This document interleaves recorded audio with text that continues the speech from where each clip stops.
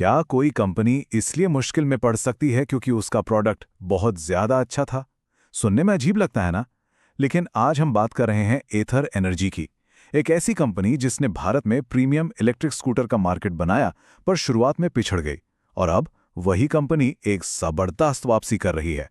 तो चलिए एथर की इस कमाल की कहानी को समझते हैं। यही वो सवाल है जो एथर एनर्जी की कहानी के बिल्कुल सेंटर में है। एक ऐसा प्रोडक्ट जो अपने समय से बहुत आगे था, टेक्नोलॉजी में बेस्ट था, लेकिन फिर भी बाजार की दौड़ में पीछे रह गया। आखिर ऐसा हुआ कैसे? और इससे भी जरूरी, उन्होंने ये कमाल की वापसी की कैसे? चलिए इसमें थोड़ा और गहराई से उतरते हैं।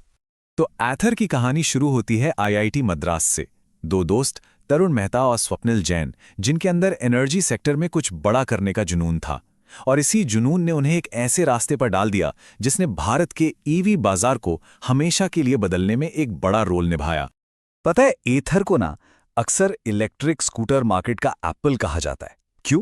क्योंकि 2013 में जब दूसरी कंपनियां चीन से पार्ट्स इंपोर्ट करके बस स्कूटर बेच रही थीं, एथर ने एक मुश्किल रास्ता चुना। उन्होंने तय किया कि सब कुछ डिजाइन, इंजीनियरिंग, मैन्युफैक्चरिंग वो खुद भारत में ही करेंगे। उनका मकसद साफ था, एक वर्ल्ड क्लास प्रीमियम एक्सपीरियंस देना, क्वालिटी पर कोई समझौता नहीं। अब यहाँ एक बहुत दिलचस्प मोड़ आता है। शुरुआत में उनका प्लान स्कूटर बनाने का था ही नहीं, वो तो बस इलेक्ट्रिक गाड़ियों के लिए बेहतर बैटरी बनाना चाहते थे। लेकिन जब उन्होंने मार्केट रिसर्च के लिए लोगों से बात की तो एक चौंकाने वाली बात सामने आई। लोगों को सिर्फ बैटरी से नहीं, बल्कि पूरे के पूरे इलेक्ट्रिक स्कूटर से ही नफरत थी। न स्पीड थी, न पावर, और डिजाइन तो मानो पूछा ही नहीं गया था। तब उन्हें एहसास हुआ कि असली मौका बैटरी में नहीं, बल्कि एक शानदार, भरोसेमंद स्कूटर बनाने में है। और बस यहीं से शुरू हुआ बेस्ट स्कूटर बनाने का जुनून। उनका लक्ष्य सिर्फ एक इलेक्ट्रिक स्कूटर बनाना नहीं था। नहीं, वो एक ऐसा स्कूटर बनाना चाहते थे जो परफॉर्मेंस में किसी भी पेट्रोल स्कूटर को हर मामले में मात दे सके।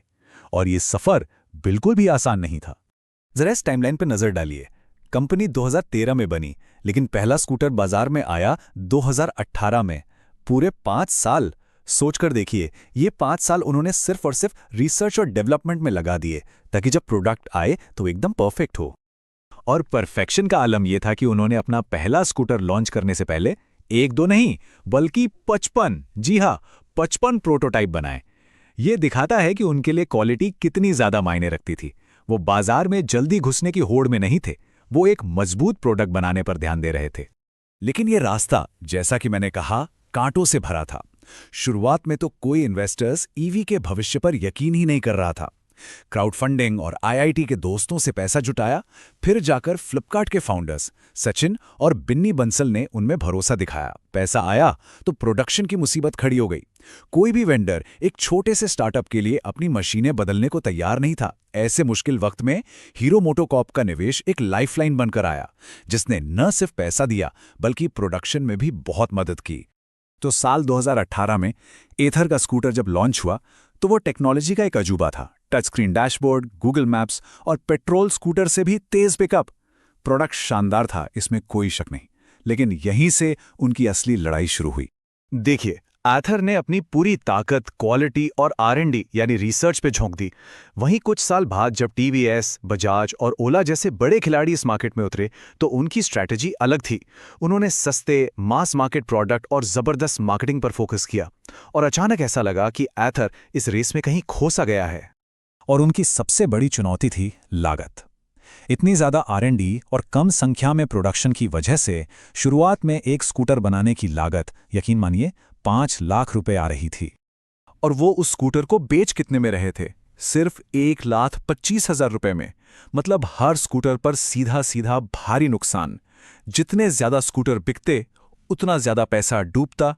ये एक ऐसी स्थिति थी जो ज्यादा दिन नहीं चल सकती थी।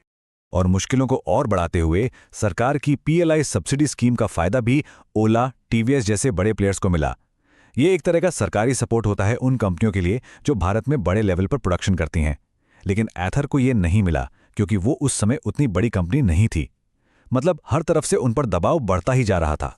जब सबको लग रहा था कि एथर की कहानी अब खत्म होने वाली है, तब पर्दे के पीछे वो अपनी वापसी की स्क्रिप्ट लिख रहे थे। उन्होंने 5 ऐसे कदम उठाए जिन्होंने धीरे धीरे पूरा खेल ही पलट दिया। ये थे उनके 5 दाव। पहला, सिर्फ स्कूटर नहीं, पूरा इकोसिस्टम बनाना। दूसरा, R&D पर फोकस कभी कम ना करना। तीसरा, एक हीरो फैमिली प्रोडक्ट लॉन्च करना। चौथा, ग्रोथ के लिए एक स्ट्रेटेजिक IPO लाना। और पांचवा, पूरे देश में तेजी से विस्तार करना। चलिए इन्हें एक एक करके समझते हैं। पहला पॉइंट, इकोसिस्टम। एथर ने समझा कि सिर्फ स्कूटर बेचना काफी नहीं है, बेचने के बाद की सर्विस भी उतनी ही जरूरी है। उनके सेल्स सेंटर और सर्विस सेंटर का अनुपात लगभग 1.1 है, जो दिखाता है कि वो कस्टमर को कितना महत्व देते हैं। साथ ही उन्होंने अपना खुद का चार्जिंग नेटवर्क एथर ग्रिड बनाया, जिससे लोगों के मन से चार्जिंग का डर ही निकल गया। दूसरा, R&D पर अटूट विश्वास। ये स्लाइड देखिए, ये बहुत कुछ कहती है। एथर अपनी कमाई का 15% हिस्सा R&D पर खर्च करता है, जो इंडस्ट्री में किसी और के मुकाबले बहुत ज्यादा है। उनके 3,500 कर्मचारियों में से 950 सिर्फ R&D में है। उनका मानना है कि टेक्नोलॉजी ही उनकी असली ताकत है और वो इसे कभी कमजोर नहीं होने देंगे। और तीसरा, और शायद सबसे बड़ा गेम चेंजर, रिश्ता का लॉन्च। एथर ने ग्राहकों की सुनी, उनकी जरूरत को समझा कि भारत को एक फैमिली स्कूटर चाहिए, बड़ी सीट, ज्यादा स्टोरेज और एक ऐसी कीमत जो जेब पर भारी ना पड़े। रिश्ता ने एथर के लिए वही किया जो एक्टिवा ने कभी होंडा के लिए किया था, और इसकी लॉन्चिंग के बाद तो सेल्स में मानो आग ही लग गई। तो इन सारी रणनीतियों का नतीजा क्या निकला और इस पूरी यात्रा से हम और आप क्या सीख सकते हैं? चलिए अब इस पर बात करते हैं।